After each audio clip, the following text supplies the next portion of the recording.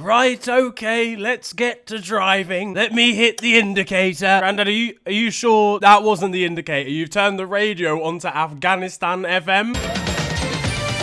Radio Afghanistan. How have you even... We don't even have that channel. Don't worry, I'm fine to drive. Oh, goodness, I'm sure the sat-nav said to come down here. Heavens, please, you're 97, fam. It's time to give it up. Yo guys, it is your boy Nirin here, and you are watching FTW. This, of course, the series where I bring to you the best and more frequently the worst of what football has to offer during the last 7 days. What's been kicking off in the world this week? Well, in parts of Europe, a sweeping blackout saw residents lose electricity, power, and signal for a day. After spending a couple of hours helicoptering their knobs around, if that applies, residents realized they had to go out and entertain themselves with no internet, doing tasks like interacting with other humans and...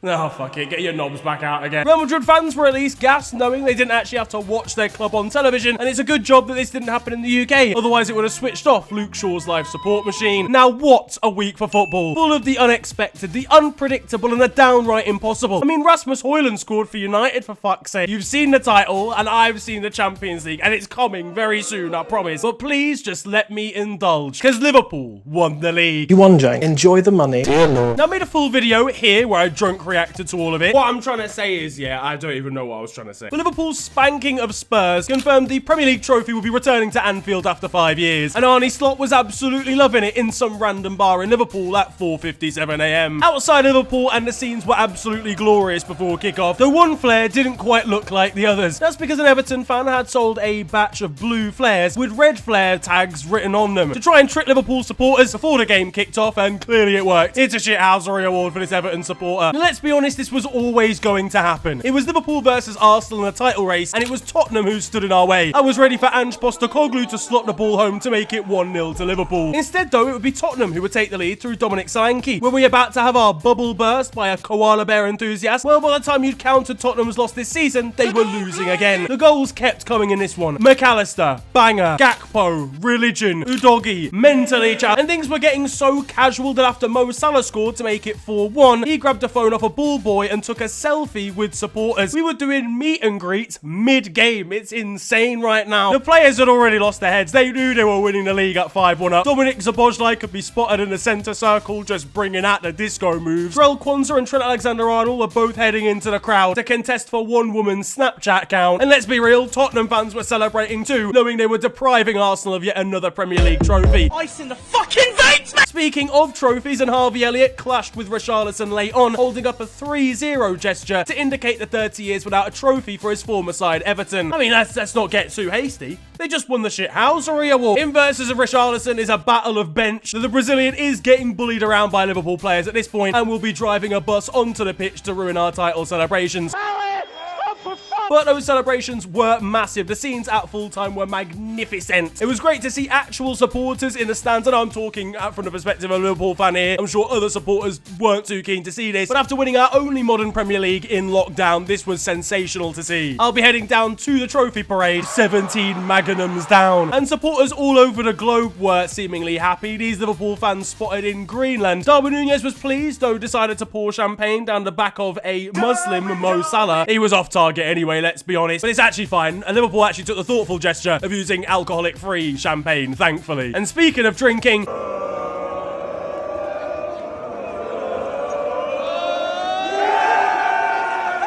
Yeah, nah, it's safe. You've actually ruined the whole thing. Give up the trophy now. It's a wrap. What's crazy about all of this is Arne Slot and Virgil van Dijk actually once played against each other as footballers during their careers. Obviously very opposite ends of it back in the Eredivisie, and now they're lifting a trophy together. Something that Jurgen Klopp will be depressed about watching on.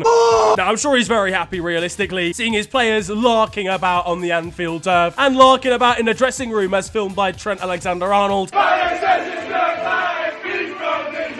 Centre-back Ibu Konate was seen still in the stadium hours after the game ended, soaking it all in. Meanwhile, Arsenal supporters, they're not giving this one up. They'll be trying to report our FFP bank details on multiple Twitter accounts. Now then, let's move on to the definitely less important competition. Just shut up.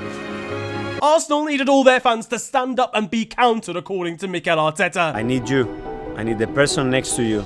I need that connection. I want you to play every single ball with us. I count on you. Yeah, the Gunners were defeated by the Liga champions 1-0 in the Champions League semi-final first leg, so it's still all to play for when they head over to the Parc des Princes. Now, obviously, given this aggression and this motivation from Mikel Arteta in his speech down on the centre circle of the Emirates, I'm sure Arsenal fans were warming up around Finsbury Park before heading to the game, bicycle-kicking croissants out of Lidl Bakery. But not everyone based in North London was anti-French, as Tottenham fan expressions could be seen as a PSG supporter amongst the ultras. And speaking of the supporters, it was time for Arsenal to make PSG fans seem afraid, to stop them in their tracks and know they were about to play against a serious football club establishment. They're more prone to heart attacks. Is that it? Yeah, what in the Timu Tifo is this? Arsenal actually stopped fans bringing their own, like, support-funded ones for this. A curtain. This looks like it's from FIFA career mode. Even EA would look at this and get bored. PSG Ultras, it's fair to say, weren't too concerned seeing this for the first time. Oh, shiver my timbers, shut up, man! Jurien Timber tweeted a Bible verse before kickoff, but Ousmane Dembele would show him a Bible verse of his own, scoring in just the 4th minute of the game with a dagger of a strike that silenced the Emirates faithful. Yeah, Mikel Arteta tried to cast these lot up, but he must have told them the wrong date or something. Arsenal watched the first half with the rest of us, genuinely. Outclassed for the majority of it, although they did come back in a little bit in the final 10 minutes. Jurien Timber clearly wanted an early night, doing the most to try and get himself sent off. Meanwhile, Declan Rice was commenting on the state of his body after chasing Joao Neves around all day. Ring, ring, boom, that hamstring. Arsenal fans did take up a little bit of gripe, I'm not gonna lie, with the referee though, especially for this foul given against Bukayo Saka on Nuno Mendes, which was extremely soft. He kicked the ball away and then got himself a yellow card. The linesman could be seen taking home the bag from Luis Enrique. At the end, we're playing this football because of money. But to be honest, yeah, and whilst I do agree,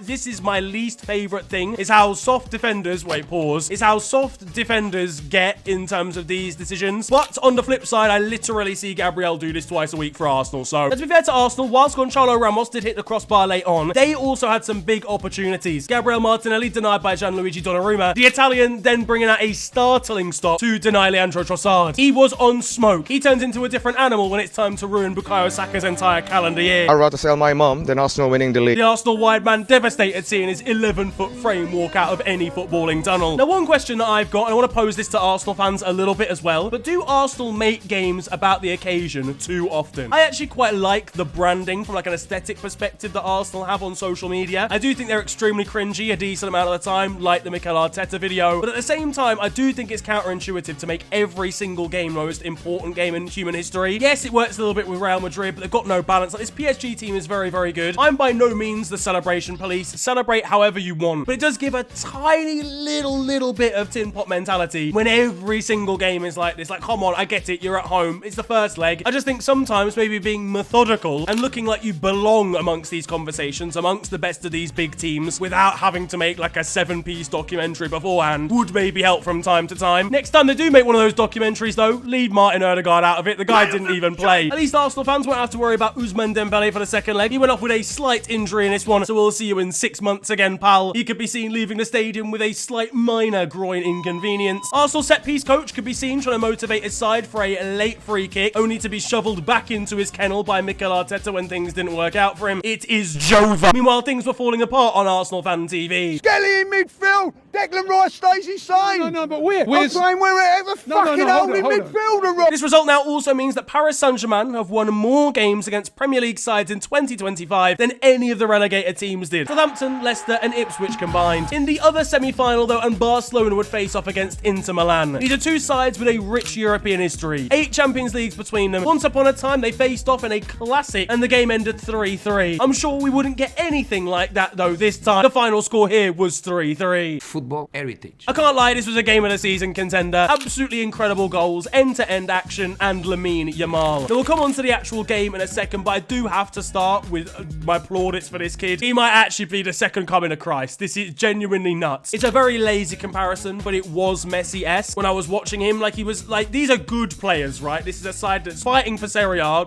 badly at the moment, but are in the Champions League semi-final. He's making them look like dossers, mate, dribbling around them left, right, and center, making the game game look easy. It's not just about what he can do on the pitch and with the ball at his feet. It's how he understands the game and his intelligence. At 17, it is scary. Things didn't start well, though, for Barcelona. French people know a thing or two about getting into a semi quickly. And Marcus Thuram would prove just that with a back-heel goal that proved to be the fastest ever in a Champions League semi-final, clocking in at 30 seconds. And when Barcelona went 2-0 down thanks to some acrobatics from Denzel Dumfries, the VAR decision was pretty clear. But the 17-year-old was not gonna go down without a fight. He picked up the ball in the corner of the area, turned, swiveled past about 3 players, and then curled it in off the post for an absolutely beautiful strike. Have you ever seen anything like this from someone so young? Even Erling Haaland couldn't quite believe it, posting this on his snap. And his kid's doing all of this wearing Chris MD braces. Shut up. Just shut up. We're lucky enough to be in a Lamine Yamal era for 15 years, because he tried to do this again, only to come millimeters away from scoring what would have been another incredible solo goal, if not for a stunning save and the interference of the crossbar. Even the ad boards knew what time it was. And it takes me back to this incredible picture. The greatest of all time, the best footballer to ever grace this earth,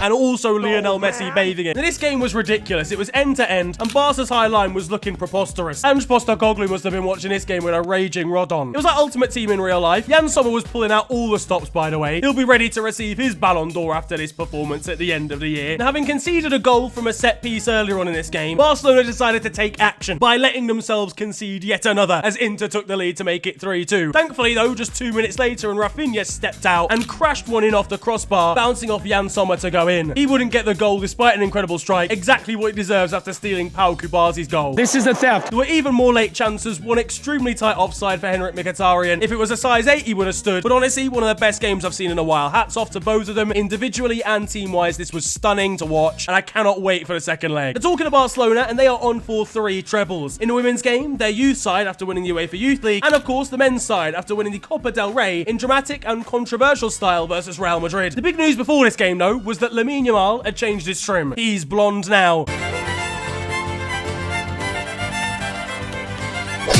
Hot noodle, fam. That's what it is. Now, upon Real Madrid being knocked out of the Champions League by Arsenal, Barca actually bought Gunners' flags and draped them over the stands. Into the game, though, as I mentioned, Barca went 1-0 up thanks to Pedri, who Jude Bellingham decided to emote at instead of actually stopping him at any point. The key news as far as Real Madrid scorers, though, Kylian Mbappe scored a direct free kick. The end. Make sense of that. Where on earth are we now? Yeah, I'm not gonna lie, that Mbappe account is dusted, fam. He's finally done it. It's been like thousands of days. This brother's finally scored directly from a free kick. There was an official news article for the account having to be deleted, fam. Everyone was reminding him that he needed to go. This admin could be seen carrying out his day job now that this teenage mutant ninja turtle scored from a set piece. Refereeing decisions were a big part to play in this one. Fede Valverde somehow not giving away a penalty for this handball. I knew I'd seen Real Madrid's starting lineup before, but after Barca took the lead late on, it would be Real Madrid absolutely fuming with the officials. Antonio Rudiger quite literally having to be held back after throwing a bag of ice directly at the official mid-game. Players were running onto the pitch, they couldn't believe their eyes. Real were busy trying to set up 100 gorillas versus this referee, and it's seen Antonio Rudiger banned for 6 games. So, to be fair, it doesn't really make a difference because he's now injured for 2 months. Bro is expeditiously unavailable. He issued an apology, but it hasn't stopped fans turning on him. 78% of German supporters wanting Rudiger dropped from the national team forever after Bild conducted a survey. Either way, Aurelien Chouameni was trying to get a call up from a different nation, saying he ain't gon' give up over on Twitter. Brother, you are not from Seattle. Yo, y'all wildin'. Meanwhile, Vinny Jr. was busy picking out scraps with Barcelona fans. Now, when we think of retirement in Spain, we usually think of Jeff from Grimsby. And just like probably Jeff from Grimsby, Wojciech Szczesny smokes, but he's also enjoying his retirement in Spain. Of course, last season he retired from the game, was brought back as an emergency goalkeeper replacement for Marc-Andre ter Stegen, and he's on course to win 4 trophies this campaign now. He'll be using this mini Copa del Rey trophy as an ashtray, let's be honest. Can you actually... Hansi Flick's doing a crazy job. This brother reported for his signing his contract by train. He got the Victoria line to this game and he won it. Though for Barca, there was some level of controversy after people were getting at Lamine Yamal. This because he didn't do a formal handshake with the King of Spain, he instead went to dap him up. Bro dapped up the king. Do you understand how cold that is? Lamine Yamal basically is the King of Spain with his performances recently. He can do what he likes. This result really spelled the end, though, as far as Carlo Ancelotti is concerned. It's been a disappointing season, given Real Madrid's lofty ambitions, and Carlo seems like he's already on his way out of the club, heading over to become Brazil's national team coach. This will only be the 4th time ever that a foreigner has managed the Brazilian national team, I'm sure he'll be excited until he sees Vinny Jr. try and do a rainbow flick again in training. He is of course set to leave Real, but he will be pretty devastated to leave Luka Modric behind. At least he doesn't have to spend too much time saying goodbye to the defenders, because there aren't actually really any of them left. Now, back in England, and Pep Guardiola has been reunited with his one true love. Rodri's back in training. Yeah, no, the Spanish manager is apparently trying to reconcile the situation with his wife, the ultimate remontada. Seemingly they were going to split up, but apparently they were seen spending time together over the Easter bank holiday, and maybe they're going to try and rekindle their marriage, which is great to see. Terrible to see, though, if you are the rest of the league. Right, so let me get this straight. Him and his partner got back together again, and now Manchester City has started winning. Yeah, look, listen, you can't fool me. His missus was teaching Rodri how to become a regista. Next season, I'm telling you now, when she's back on the coaching staff, they're getting 115 points out of 114 points. Liverpool, we got our title. Let's wrap things up here. We're going back to a Farmers League. Speaking of Manchester City, they've also managed to find their way into the FA Cup final after a 2-0 victory versus Nottingham Forest. They'll face Crystal Palace in the final after they defeated Aston Villa in the semi. And I think we can all agree we'd like Palace to come out on top in that final, unless you're one of these geezers. This was a great day out for Palace fans, one of which who'd broken his arm, so to applaud was smacking his own head instead. This guy's going to be back in A&E before you know it. And one mum, knowing her daughter was dating an Aston Villa supporter, decided to make some changes to her daughter's bed sheets. Yeah, it's a shithousery award, especially given they won. Now, down at the bottom of the Premier League table, an Ipswich's defeat against Newcastle condemned them to relegation back down to the Championship. It officially means that all promoted teams have gone straight back down. Probably the earliest that's ever happened, given none of it happened in May, with a whimper. Barely even that, I'm not gonna lie. You surprise me how shit you are.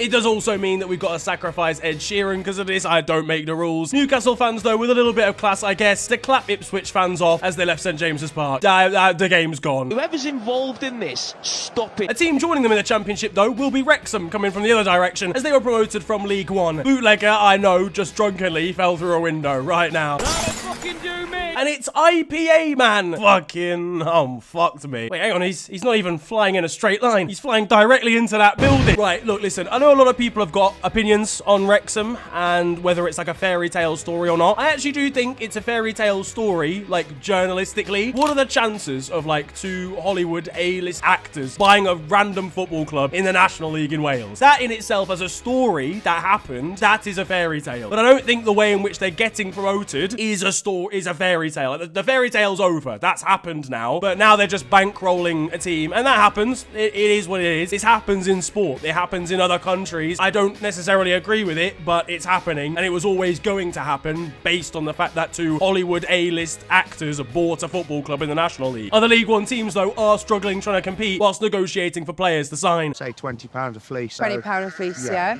All right, cool. So I'd like to make you an offer, my friend. £1.50. Let's be honest, though, the most offensive thing that actually came from any of this was them throwing Gatorade over themselves instead of Foster's. Hey, that was gnarly, dude. Elsewhere, one Newcastle fan was forced into wearing a Sunderland shirt for his stag do. The worst offence here being these Lonsdale trainers. Chloe Kelly and Arsenal made it into the Women's Champions League final, and her premonition of going on tour to Lyon 11 years ago came back with a good result in 2025. Meanwhile, in Ballers League action, and United, managed by Angry Ginge, finally lost for the first time to Micah Richards' side. He celebrated by bringing out the PK Humble celebration. Something that PK had actually taught him in the dressing room the week before. Absolute betrayal. Now, over in Italy, and Scott McTominay is proving to be a hero for Napoli. He scored 5 of their last 6 goals in a crucial moment of the season as they fight for the Serie A title. We're going to get a Scott McTominay mural next to Diego Maradona, for fuck's sake. This guy is proven to be clutch time and time again, and Napoli fans at this point absolutely adore him. He cannot stop scoring important goals. We've got Napoli supporters turning up in kilts, and it's fair to say the geezer's turned into a completely different footballer since he had Parmesan for the first time. He's got Napoli fans feeling very gassed, clearly, as a couple of them broke into the stadium on scooters to drive around at night. And they're celebrating at the expense of Inter, who have kind of capitulated, to be honest with you, at the end of this season. They lost to Milan, they've lost 1-0 to Roma recently, and their form's completely fallen off a cliff at the most important point of a title race. Simone Inzaghi will be sparing nobody when he catches his squad in the dressing room. One father and daughter combination filmed themselves at the San Siro 15 years apart. Meanwhile, there was protests going on at Lecce Lecce, who wore blank protest shirts after the league refused to postpone their Serie A match because of the death of their physio. I think pretty justified, especially if it's in like the days beforehand. Now, elsewhere, an NBA star, Victor Wembanyama, was seen playing football in Costa Rica with locals. This brother's a Peter Crouch regen. Look at the size of that Arsenal set-piece coach will have him straight on the front post. Honestly, Tony Pulis would have had Stoke City winning the league with him and Rory Delap. At Lorient in France, they weren't wasting any time in celebrating, dragging one of their players from a press conference back to the dressing room to get on the drinks. And at Rennes, they managed to celebrate a goal twice. Yeah, so basically, one of their attackers thought he'd scored, only for the goalkeeper to kind of claw it off the line. He goes and celebrates with a couple of other teammates. Meanwhile, the game's still happening behind him. And then Rennes, just like 30 seconds later, score again anyway. They scored the same goal twice at once. In Germany, and Harry Kane is on the verge of his first ever trophy in senior football as Bayern Munich edge towards a Bundesliga crown. Unfortunately, though, he's Harry Kane, so he's not allowed nice things, and he's suspended for the game that he may well break his silverware duck, and now can't even play in it after an accumulation of yellow cards. He was absolutely fuming at the referee. This is absolutely the most Harold Aberdyer Kane thing that could possibly happen. You just got canned. He's got to lift a trophy in a tracksuit, bro. He didn't even need to bring his shin pads to the game. He's got a little red logo next to his name, but he's used to red though after all. He'll be sneaking back onto the pitch in the 86th minute away from the referee to try and get a little bit of game time. Thomas Müller made his 500th Bundesliga appearance for Bayern Munich. An incredible tally for a great player. And interestingly enough, as someone pointed out on Twitter, both his first and 500th Bundesliga appearances both involve Vincent Kompany. His first appearance playing against him, his 500th being managed by him. I mean, it's familiar company, you know? Am I right? Because obviously, like, we're together. At Frankfurt, their under-9s goalkeeper is taking matters into his own hands. He's seen his options in front of him and said that he's about to redefine the sweeper keeper, dribbling past everyone and slotting it into the back of the net. Get him up front. I mean, what are we doing? Borussia Mönchengladbach announced that they're leaving Twitter this week due to the negativity and the general ruining of the app. I don't blame them. Minds05 might want to leave as well, tweeting shit after going 3-0 down. And in Spain, Conor Gallagher is impressing at Atletico Madrid after his move from Chelsea. His actual Spanish speaking, not quite as good, but at least he's trying. Do you think you should say it in Spanish? What you just said, can you remind me and I say it? The boss is there and he wants me to learn quicker. Real Valladolid fans are planning to protest against owner R9 or Ronaldo versus Barcelona this week after the club were relegated, bringing R9 banknotes telling him to go home. And speaking of which, shout out to Darwin Natchis, the 32-year-old who's managed to be relegated from La Liga 4 seasons in a row for different teams. How do you even manage this, by the way? Just play in the second division. This is clearly not your level. Now, though, time for your goals of the week. We've got some beauties this time. First of all, DeJohn Golding at Elgin City in the Scottish 4th Division, who picks up the ball and decides he doesn't need the help of his teammates, scoring a beautiful solo goal. Next up, we've got one that you've probably seen already, and that's from Argentine wonder kid Franco Mastantuono, who's playing for River Plate in the Super Classico against Boca Juniors, and has chosen an unbelievable time to announce his name onto the centre stage, with a free kick from absolutely miles out curling right into the top corner. Definitely watch out for this kid. In France, an Amin Gouiri grabbed himself a hat-trick this week, and one of the goals is absolutely sublime, controlling it and then acrobatically bicycle kicking it into the back of the net. And you've even got yourselves an extra goal of the week this time around, because in the NPL Victoria League, this player for Melbourne has headed to the byline and brought out a Rabona chip over the goalkeeper. Whether he's meant it, I don't know. I'm not even sure if I care. Hello all, and welcome to The Beautiful Game, the segment where we take a look at the poetic and brilliant side of the game that we love. We are back by popular demand for yet more glorious beauty. Today I feel gay. And that concludes The Beautiful Game. Now, over in Brazil, Dimitri Payet is in the news, as he suggested that he and his girlfriend enjoyed pissing on each other. What in the hell is going on? They're taking the piss to a whole new level here. The story is quite long, I'm not gonna lie to you, and there are some serious accusations being thrown around, and that's why Dimitri Payet has come out with this statement. Look, there's no kink shaming here. If you want to use your loved ones as a urinal, be my guest.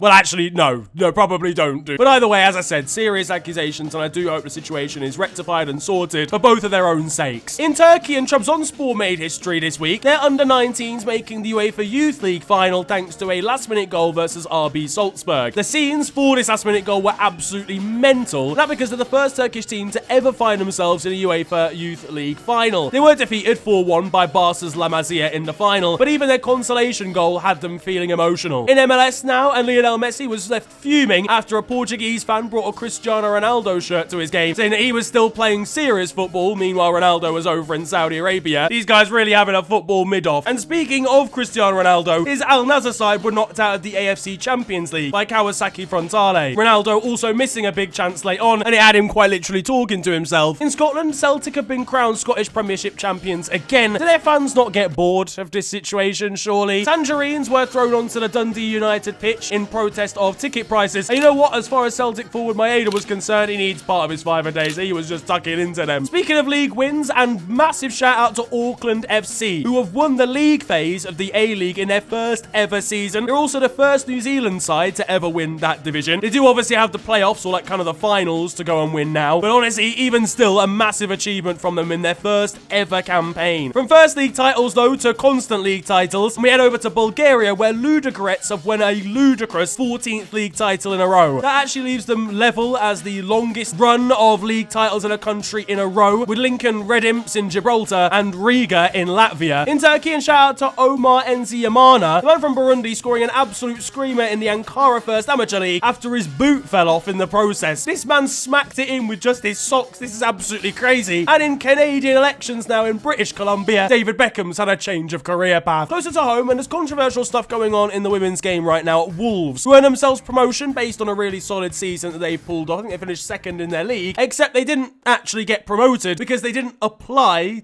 to be promoted. Yeah, for whatever reason, Wolves as an establishment decided they don't care about their players playing in a better division, even though they've earned that right by playing so well this season, and the players are absolutely fuming at it. Quite rightfully. I mean, if you've worked an entire season to go and, like, finish in the top 2, to beat teams left, right, and centre, and then your team were just like, nah, can't be arsed. Too much paperwork. You'd be absolutely appalled. Forest Green's owner will have been appalled after watching Oldham supporters turn up as butchers to their game recently. Forest Green, obviously an openly vegan-only side, and these Oldham fans decided to take the piss. Down in the Vanarama South, and it was the maddest title race I've seen in a while, as 6 teams went into the final day, spread out by about 2 or 3 points, all in with a chance of winning the league. In the end, they all actually managed to win pretty convincingly. It saw Truro City promoted, setting up probably one of the longest away days in British history, as they will face an 8-hour drive to Carlisle, who will also be in the same division, and they also become the first Cornish team in a nationwide league, so big shout out to them. There was chaos going on in playoffs elsewhere, as Ilasanmi here for Boreham Wood scored 2 own goals in the same game, only to then score a 96th minute winner in the right end. What a roller coaster of emotions. Absolutely mental game took place in Norway this week between Viking and Tromsø. It saw 3 goals in additional time, one in the 97th and one in the 98th for either side, in a game that saw a 1-day drive or a full 24-hour travel in order to go and see it as an away supporter. Definitely worth a journey. Absolute box office going on there. There's box office in Switzerland as well. Shout out to FC Biel, an amateur club in the 3rd tier of Swiss football. They have pummeled Young Boys. No, they have knocked Young Boys, the well-established Swiss side that you often see in the Champions League and in Europe, out of the cup. That is a massive upset. In Nepal now, and I am appalled by some of the goalkeeping that I'm seeing. Get your body behind it. And in the celebration, brother, breakdancing after the goalkeeper's done that is shameless. I love it, actually, to be fair. Back in Norway, and this Bodø Glimt youngster, Bro Hansen, scored a hat-trick in just his 2nd game for the club at the age of 16. Bro's called Bro. Well, what are we even doing here? There's record-breaking scenes in Turkey. Bursaspor and Eskişehirspor both shattered lower league attendance records, I imagine, by bringing 40 to 50,000 fans to games. You may know Bursaspor, especially. They played Manchester United in the Champions League once upon a time. Both teams find themselves in the 4th and 5th tier of Turkish football. In India now, in a game between Inter-Kashi and Mumbai City, a swarm of bees saw fans running out of the stadium, and it's been a great week for Balotelli. No, not that one. His brother. Yep, he has a brother who's just won promotion to Serie C with Ospitaletto. Big well done to Enoch here.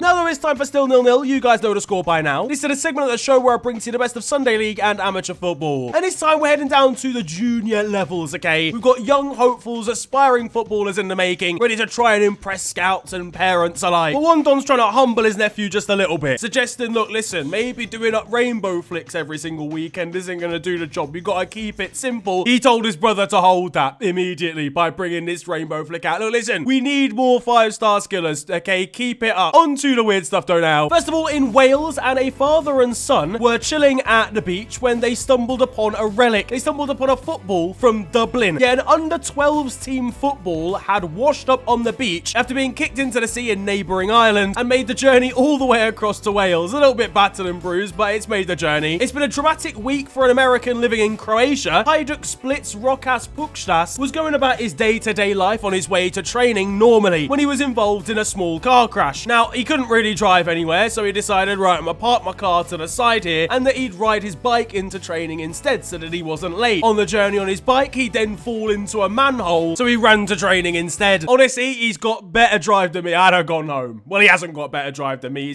He's crashed his car. And finally, there's the mysterious story of Turkmenistan's side Arkadag. Now, I brought you this story before. I've told you about this before. It's also a story that's kept up upon by a podcast called The Sweeper, which I've said before and I'll say again is absolutely class. They're a Turkmenistan side bankrolled by a former dictator in the country. The club was created in the last couple of years and hasn't lost a single game domestically ever in its history. A lot of people think that there's match fixing going on, bribery, etc. They also did buy the country's best players. Either way, fast forward to the present day and they dropped points for the first time ever, drawing 0-0 in the league. Well, that's what we thought, and that's what was documented for the first 3 days. Only now the scorelines magically changed to 3-1, and nobody seems to know why. Have they bought the game after it even finished? That, though, is going to wrap up football this week, and I hope you have enjoyed it. If you have, then feel free to slap a like on the video, and of course, subscribe if you are new to the channel. You can also follow me on social media. It is at @theofficialfng on Twitter and on Insta. But it's been a pleasure ranting at you guys today. Have a wonderful day, enjoy yourselves, and goodbye.